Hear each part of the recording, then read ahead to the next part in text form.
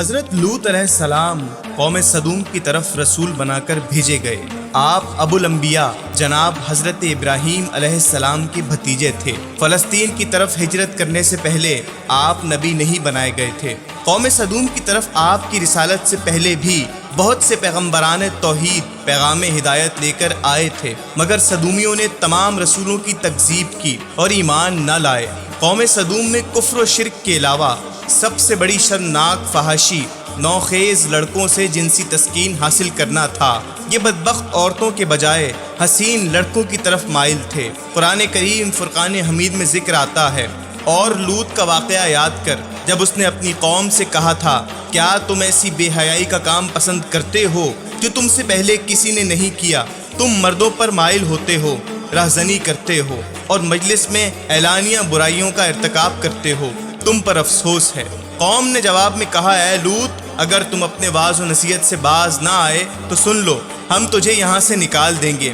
لوط نے یہ دھمکی سن کر کہا، میں تم سے نفرت کرتا ہوں اور تمہارے دھمکانے سے میری نفرت اور بڑھ گئی، کم نہیں ہوئی۔ جناب لوط علیہ السلام قوم سدوم کے ملک میں نو وارد تھے۔ ہر چند قوم سدوم نے ان کے یہاں رہنے سہنے پر تعرض نہیں کیا، لیکن ان پر یہ پابندی ضرور لگا دی تھی کہ تمہارے پاس ہمارے ملک میں کوئی اجنبی نہ آنے پائے۔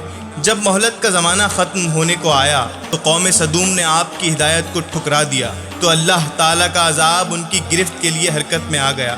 ایک روز جب دو مہمان آپ کے پاس آئے تو آپ نے کہا، تم تو کسی اجنبی قبیلے کے آدمی دکھائی دیتے ہو، اور یہ لوگ اس معاملے میں مجھ پر بہت سخت ہیں۔ مہمانوں نے جناب حضرت لوط علیہ السلام کا بڑھتا ہوا اضطراب دیکھ کر کہا، اے لوط، ہم تمہارے رب کی طرف سے بھیجے ہوئے ہیں، تم نہ گھبراؤ، یہ لوگ تم پر قابو نہ پا سکیں گے، اور ہاں دیکھو، تمہاری بیوی تمہارا ساتھ دینے والی نہیں، وہ پیچھے رہ جائے گی۔